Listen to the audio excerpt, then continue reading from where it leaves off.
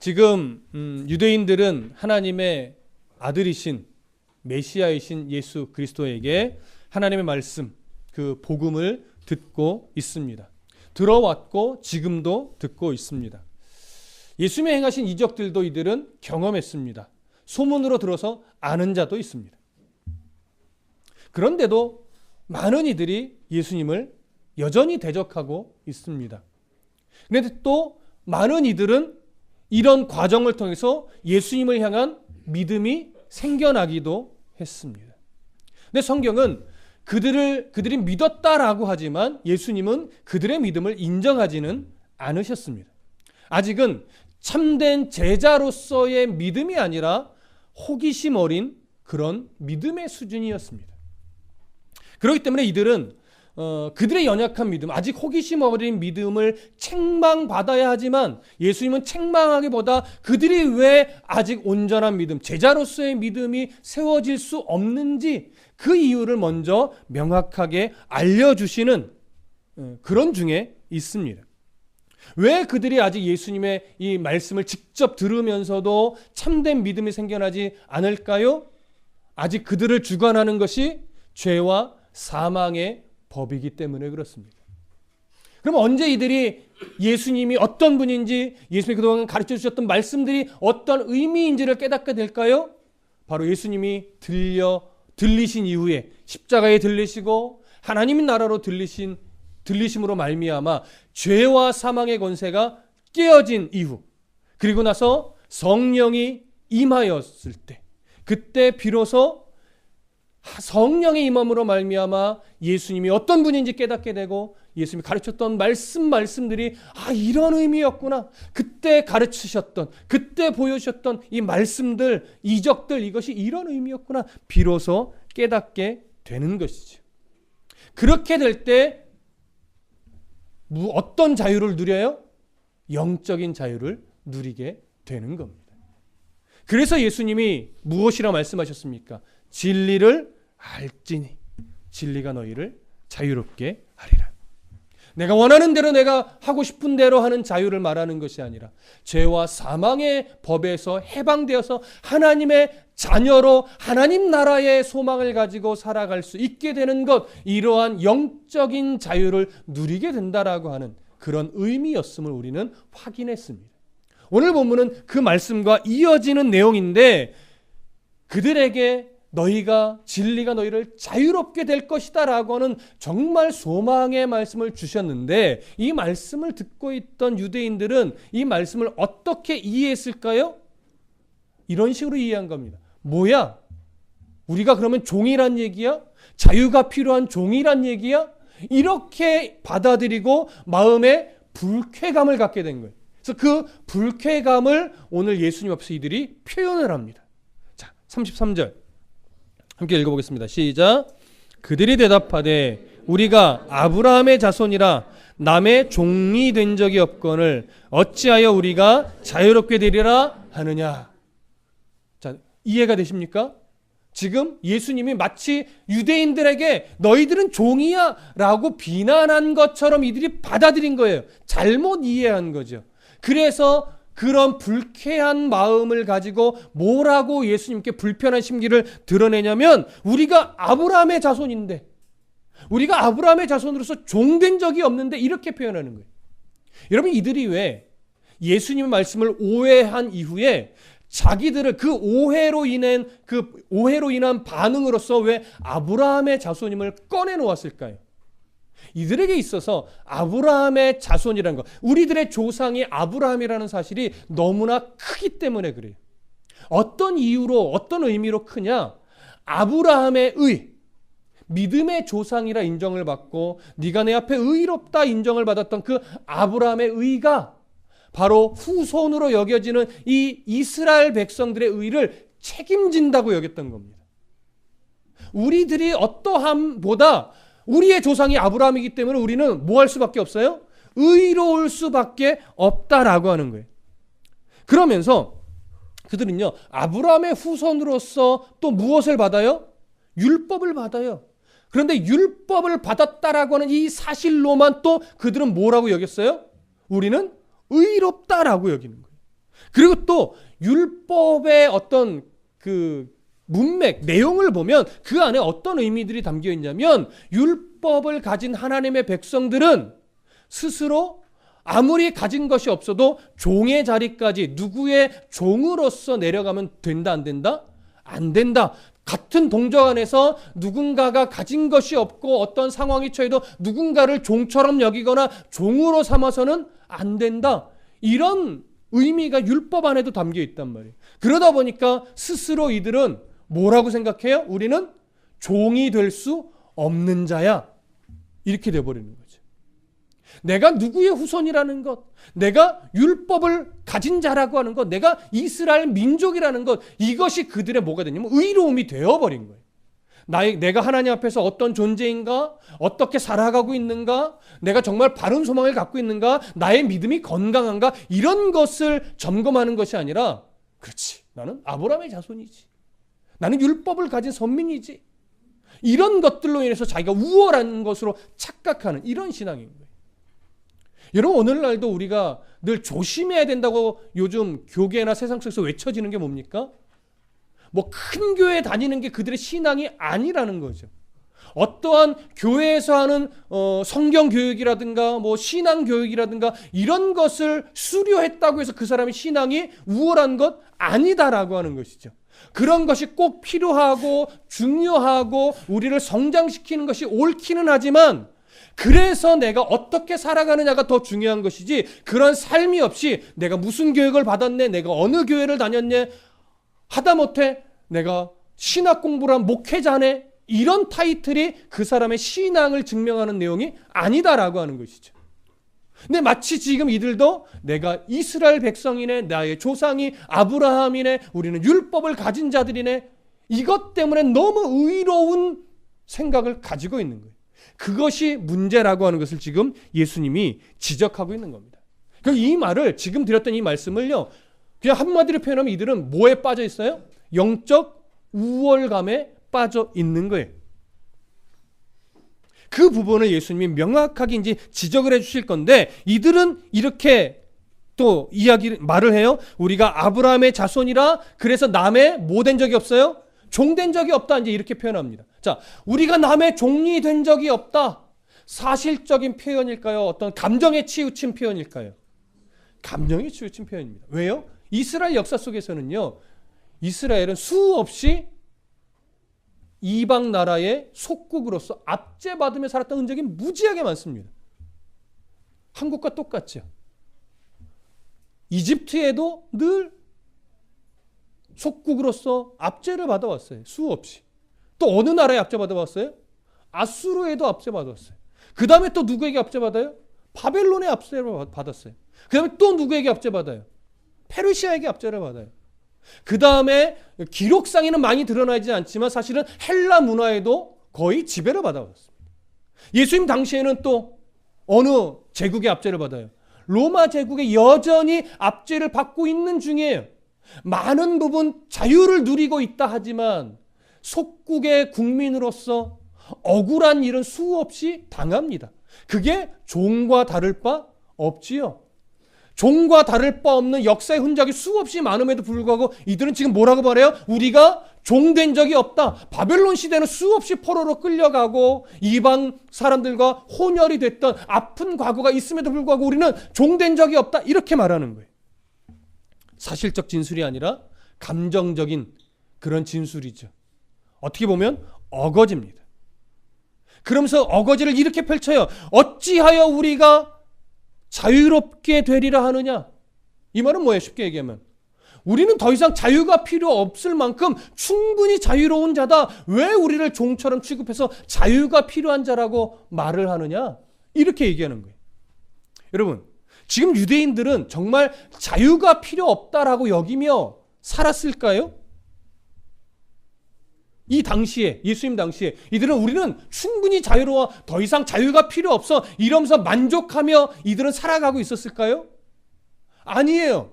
왜 아니라고 말씀드릴 수 있냐면 이들이 고대하는 메시아 상을 보면 알아요.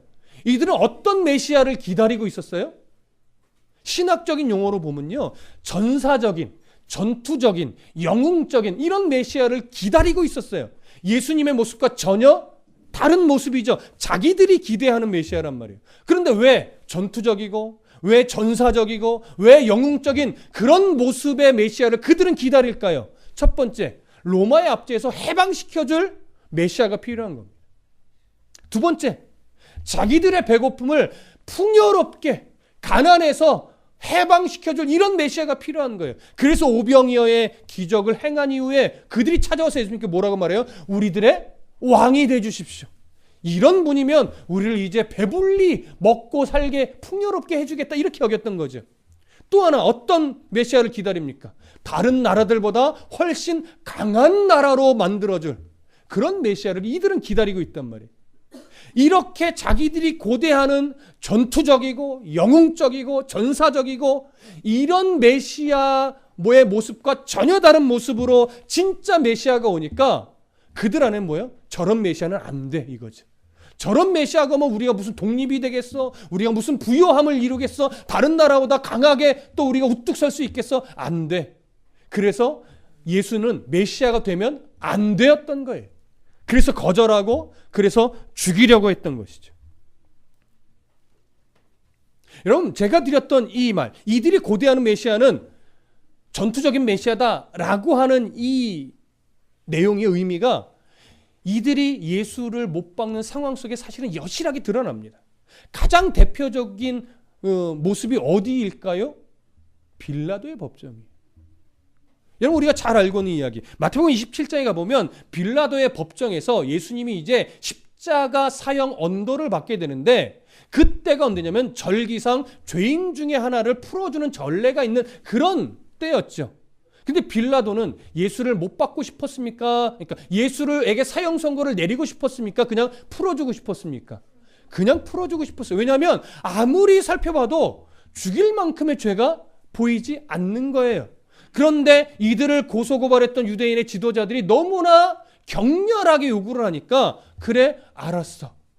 그러면 한번 백성들의 뜻을 물어보자 이렇게 된 거죠. 그래서 백성들 앞에 예수님 혼자만 세워둔 것이 아니라 그 절기에 따라 누구를 또 하나 세워요? 바라바라고 하는 흉악범을 세워요. 이 빌라도의 의도는 그거였죠. 아, 이렇게 하면 백성들은 분명히 예수를 풀어주라고 할 거다. 왜? 예수는 흉악범이 아니거든요. 그런데 빌라도가 자, 절기를 따라서 죄수 한 명을 풀어줄 것이다. 누구를 풀어주길 원하느냐라고 물을 때 성경을 보면 군중들 사이로 누가 싹 지나갑니까? 장로들이 지나갑니다. 장로들이 들어갑니다.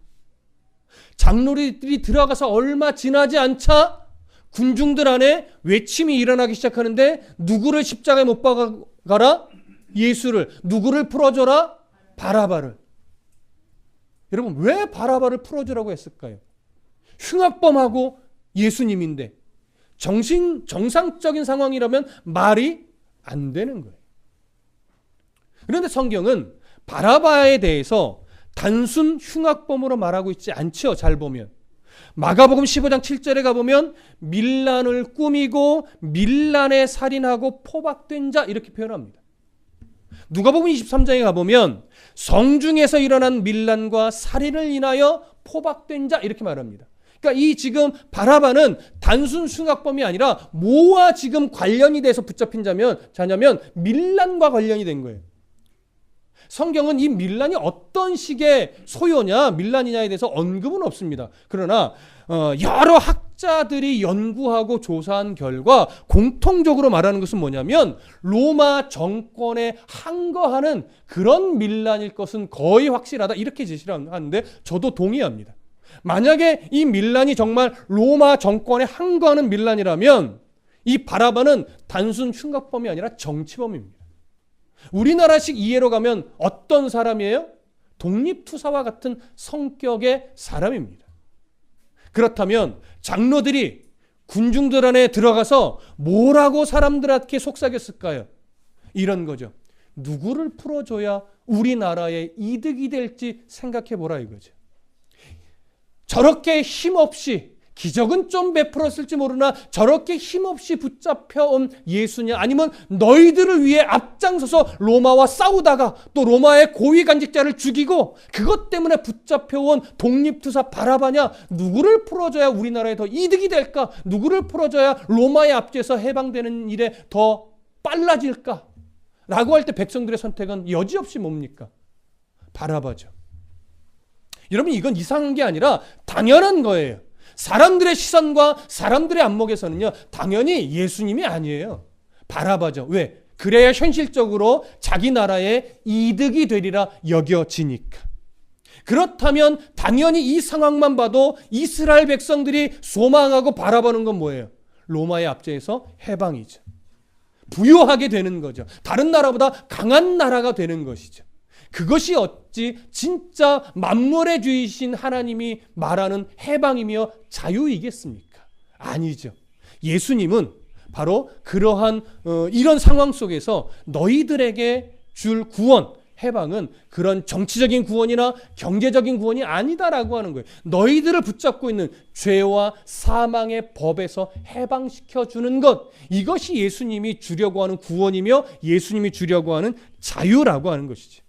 그런데 이것을 모르니까, 이런 이해가 없으니까 그들은 이기적인 생각으로 바라바를 풀어주라고 말할 수밖에 없는 것이고, 지금 진실을 말하는 예수님 앞에 의미를 모르니까 불쾌감으로 반응할 수밖에 없는 겁니다. 자, 이렇게 어리석게 반응하는 유대인들에게 예수님은 안타까운 마음으로 또 가르침을 주십니다. 그것이 몇 절이에요? 34절이에요. 함께 읽어보겠습니다. 시작.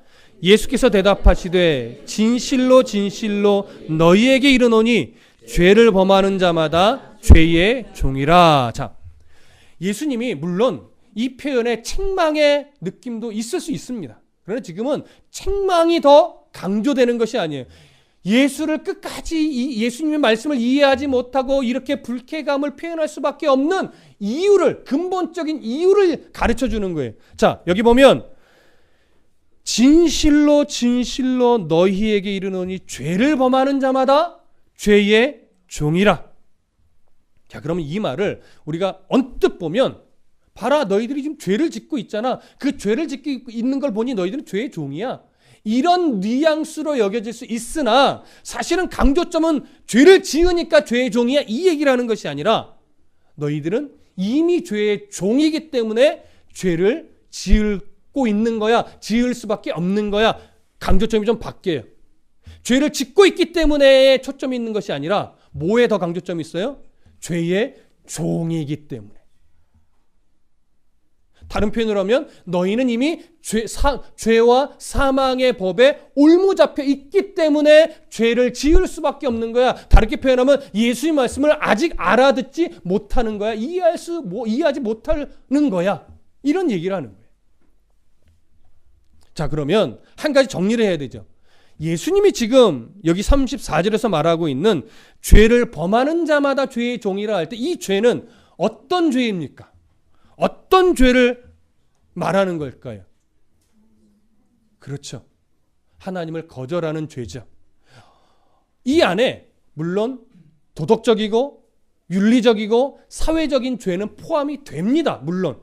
그러나 근본적으로 이걸 말하는 것이 아니라 여기서 말하는 죄는요, 헬라어로도 그렇고 한말티아라고 하는데 관역에서 벗어난 것을 의미하는 단어예요. 관역에서 벗어났다라고 하는 것은요, 관역에 정확하게 맞지 않았다, 여기에 초점이 있는 게 아니에요. 어디에 초점이 있냐면 조준부터 잘못됐다라고 하는 것에 강조점이 있는 거예요. 조준부터. 그러니까 바라보는 목적지가 달라요. 조준 자체가 달라지니까 표적에 맞지 않는 거예요. 그래서 뭐가 죄냐? 목적지를 제대로 바라보지 못하는 상태, 그 상태가 죄입니다. 그러면 목적지를 바라보지 못한다라고 하는 건 뭡니까?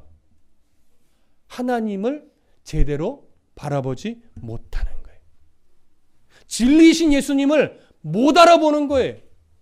하나님의 말씀이 어떤 의미인지를 전혀 알아먹지 못하는 거예요. 이걸 창세기적 표현으로 하면 하나님과 관계가 어떻게 된 거예요? 단절된 거예요. 이 상태에 놓여 있는 것 자체가 뭐냐면 죄예요. 그런데 이것을 오늘 예수님은요 이렇게 표현한 거예요. 이 상태가 바로 이미 죄의 종된 모습이다. 죄의 종이 되어 있기 때문에 관역을 못 봐요. 죄의 종 노릇하니까 관역이 제대로 보이지 않아요. 그래서 뭐를 질 수밖에 없어요? 죄를 질 수밖에 없어요. 죄의 흔적들이 나타날 수밖에 없다라고 하는 거예요. 이것이 지금 예수님이 그들에게 가르치는 거예요. 너희들이 이렇게 불쾌감을 갖게 되고 어거지 이야기를 할 수밖에 없는 이유는 이미 너희들은 아직 예수님이 구원을 완성하지 못했기 때문에 표적을 볼 수 없어서 그렇다. 조준 자체를 아직 제대로 맞추지 못하니까 너희들이 죄를 지을 수밖에 없는 것이다. 예수님이 이 말씀의 뜻을 이들이 언제 깨달을 것이라는 기대를 갖고 말할까요? 그렇죠. 성령이 오실 때 구원을 완성하심으로 말미암아 죄와 사망의 법을 깨트리고 그 다음에 성령을 보내심으로 말미암아 그 의미를 이제 적용이 되어 깨달아 알게 되었을 때 그때를 기대하며 지금 예수님이 안타깝게 가르치시는 거예요. 자, 그러면 죄의 종된 자이기 때문에 죄된 흔적들을 가질 수밖에 없는 이 문제를 안고 있는데 더 큰 문제는 뭐냐면 이런 죄의 종된 신분은 스스로의 힘으로는 벗어날 수 있다 없다? 스스로의 힘으로는 벗어날 수 없다. 스스로의 힘, 종된 자, 자기의 힘으로는 자유로운 자가 될 수 없다. 이게 이들이 정말 깨달아야 될 가장 중요한 문제입니다. 그래서 종은 누군가의 도움이 있어야만 자유로워질 수 있는데 이제 예수님이 나중에 깨달을 것을 기대하면서 그러면 종된 자의 신분에서 자유롭게 되는 방법이 뭐냐? 이것을 이제 가르치십니다. 자, 35절과 36절을 읽어볼게요. 시작. 종은 영원히 집에 거하지 못하되 아들은 영원히 거하나니 그러므로 아들이 너희를 자유롭게 하면 너희가 참으로 자유로우리라. 자, 이 말씀의 강조점은 이겁니다. 종은 가족의 구성원이다 아니다? 가족의 구성원이 아니다. 여기에 강조점을 두는 거예요. 그럼 지금 아직 죄와 사망의 법에 올무잡혀 있는 죄의 종된 유대인들은 하나님 나라의 가족 구성원이다. 가족 구성원이 아직 아니다? 아직 아니다. 그런데 이들은 우리는 아브라함의 자손이니까 의로운 자로서 저 하나님 나라의 백성이라고 이미 그들은 생각하고 있는 거죠. 이건 오해죠. 영적 오해입니다. 그래서 그것을 깨트려 주는 거예요. 너희들은 아직 죄의 종된 모습을 가지고 있다. 그것에 대한 증거는 다음 주에 또 풀어가겠지만 지금은 여기에 강조점이 있는 거예요. 너희들은 아직 죄의 종된 자의 모습을 그대로 가지고 있다. 그러니 하나님 나라의 가족 구성원이 될 수 없다. 그러니 그 나라에서 살 수 있다 없다? 살 수 없다라고 하는 것이 오늘 본문의 강조점이에요. 그럼 어떻게 이 종된 신분에서 자유로워질 수 있느냐? 36절. 그러므로 아들이 너희를 자유롭게 하면 너희가 참으로 자유로우리라. 여기서 말하는 아들은 누구겠습니까? 그리스도인이 아니라 예수님을 말하는 거예요. 하나님의 아들이신 예수가 종된 자의 신분을 자유롭게 해줄 수 있는 능력과 권세를 가지고 있다. 그래서 그분이 자유롭게 해줘야 죄의 신분에서 자유로워지고 자유로워져야 어느 나라의 가족 구성원이 된다? 하나님 나라의 가족 구성원이 된다. 이 얘기를 지금 강조하고 있는 겁니다. 자, 그렇다면 예수님이 36절에서 말하고 있는 너희가 참으로 자유로우리라. 이 자유는 어떤 자유일까요? 사실은 이미 32절에서 언급됐던 그 자유와 동일한 자유죠. 진리를 알지니 진리가 너희를 자유롭게 하리라. 그러니까 이것은 기본적으로는 어떤 의미예요? 영적인 자유예요. 죄와 사망의 법에서 해방된 자유예요. 하나님 나라 백성으로 살아가는 자유예요. 그러니 오늘은 동일한 의미이지만 약간 다른 시선으로 이 자유를 설명하려고 합니다. 이 자유는 단순하게 죄와 사망의 법에서 자유로워지는 그 나는 하나님 나라의 백성이 되었어. 이렇게 우리가 기뻐하는 이런 자유만을 말하지 않고 그 자유는요. 마땅히 하나님 나라의 백성으로서 해야 될 일을 선택하여 그 일을 행함으로 말미암아 내 안에 기쁨이 생겨남을 우리가 아는 자유입니다. 그러니 하나님 나라의 백성으로서 마땅히 해야 될 일이 무엇인지를 알고 그것을 행하는 것이 내게 얼마나 영적인 유익을 주는 것인가, 이것을 알 때 우리 안에 기쁨이 생겨요. 그래서 이 기쁨을 놓치지 않으려고 우리가 삶 속에서 애쓸 수 있는 것, 이것이 진짜 자유라는 거예요. 내가 하고 싶은 대로 하며 사는 것이 성경에서 말하는 자유가 아니라 내가 뭘 하며 사는 것이 가장 영적인 가치가 있는 일인가, 내가 어떤 선택을 하고 어떤 걸음을 걸어가는 것이 우리 하나님 나라의 백성다운 것인가, 이것을 알고 그 선택을 하고 이 선택을 할 때 내 안에 찾아오는 영적 기쁨, 이것을 잃어버리지 않으려고 부단히도 애쓰는 삶, 이것이 자유예요. 그러니 이 자유는, 잘 들으세요, 무엇인가 포기됨이 없이는 누릴 수 없는 자유입니다. 세상에서 말하는 자유는요, 하고 싶은 거 다 해, 어차피 한 번 사는 인생이야, 이게 세상에서 말하는 자유예요. 근데 성경에서 말하는 자유는요, 그거 아니에요. 뭐가 하나님이 기뻐하는 것인가에 대한 깊은 고민과 분별과 포기함을 가지고 하나님 나라의 백성으로 살기를 거절하지 않는 것, 내려놓지 않는 것, 이것을 알고 그 걸음에 기꺼이 내가 한 걸음씩 내디딜 수 있는 것, 이것이 진짜 예수님이 말씀하신 진리가 주는 자유입니다. 여러분, 세상 사람들이, 믿음의 백성들이 누리는 자유를 이해할 수 없습니다, 여러분. 여러분, 세상의 가치 기준으로 성공을 위해서 사는 사람들이요, 개척교회 목사의 이 기쁨을 알 수 없어요. 직업이 무엇입니까? 목사입니다. 예. 어떤 교회를 목회하십니까? 이제 개척한 지 얼마 안 됐습니다. 그런 대부분 나오는 것이 거의 100% 이거예요. 힘드시겠네요. 힘드시겠네요. 네, 여러분, 힘이 들죠? 어떻게 안 들겠습니까? 아무것도 없는 상태에서 교회를 세워가는데. 네, 그 힘듦이 무엇을 넘어설 수 없냐면, 말씀과 씨름하여 하나님이 세워가는 교회를 바라보는 기쁨과 바꿔질 수가 없는 거예요. 그걸 아니까 견디어내고, 그걸 아니까 한 걸음씩 계속 달려가는 거예요. 이건 느껴보지 못한 사람은요, 알 수가 없습니다. 오늘 이 공간에서 말씀을 사모하는 성도들과 교회 문 닫지 않고 이렇게 기쁘게 말씀을 전하고 아멘하며 그 말씀을 수용하고 있는 성도들을 바라보는 목회자의 기쁨, 여러분 누가 누릴 수 있겠습니까? 저는요, 말씀을 열심히 한 주 내내 정말 씨름하잖아요. 씨름하고 제 안에 어떤 메시지를 전할까 고민하며 원고를 쓰고 또 요약을 하고, 이제 강단에 올라서기 전에 그 설렘을 가지고 딱 올라와서 주셨던 말씀을 이렇게 눈빛을 바라보며 전할 때, 눈빛 한 사람, 한 성도 한 성도가 이렇게 말씀을 계속 흡수하고 아멘하면서, 그래 내가 이거 놓치고 있었지, 내가 정말 이렇게 살았어야 되는데, 이런 표정들이 보여요. 그때 강단에 서는 자는요, 정말 행복해요. 이제 하나님이 그 걸음을 또 인도하시겠구나. 그럴 때 여러분이 정말 그 말씀에 붙들려서, 내가 왜 이 욕심을 버리지 못했지? 내가 왜 이렇게 연약했지? 내가 괜히 왜 절망스러운 마음에 빠졌었지? 이런 걸 깨닫고 다시 일어서고 다시 마음을 붙잡고 또 소망 중에 한 걸음 한 걸음 살아가는 모습을 볼 때 무슨 생각을 하냐면, 진짜 자유를 누리시는구나.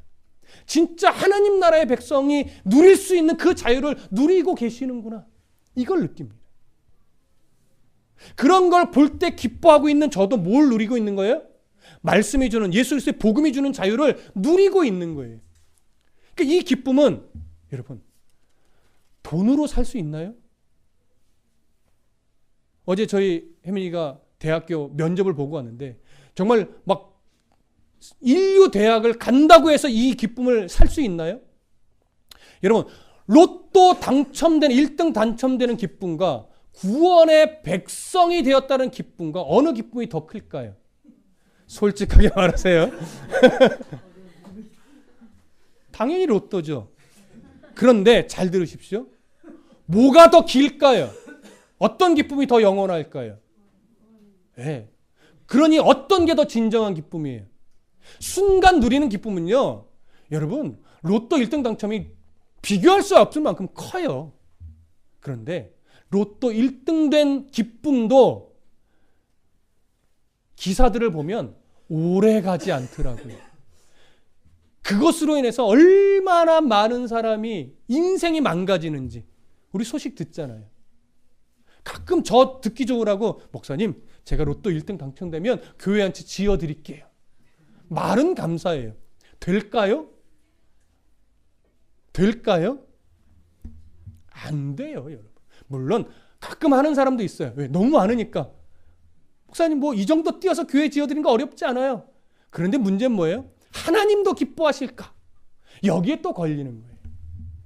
하나님이 기뻐하지 않는다면 교회는 또 뭘 용기가 필요해요? 그걸 안 받아야죠. 안 받을 때 아쉽죠? 이렇게 좁은데. 근데 안 받음으로 인해 내가 하나님의 기뻐하는 선택을 했다라고 하는 이 즐거움은 또 무엇과 바꿀 수 있겠어요? 그러니까 우리는 이게 치열한 싸움인 거예요. 내게 아무리 유익하고 내게 아무리 좋아도 하나님 기뻐하지 않는 거야 라고 판단할 때 그 분별력을 가지고 바른 선택을 하며 이 선택에서 오는 영적인 기쁨, 이것을 다른 것과 바꾸지 않으려고 노력하는 것, 이것이 그리스도인이 누려야 되는 자유입니다. 그러니 바꾸지 마십시오, 여러분. 이게 자꾸 나를 합리화시키기 시작하면 얼마든지 뒤바뀌어요. 그래서 우리의 싸움은 혈과 육에 대한 싸움이 아니에요.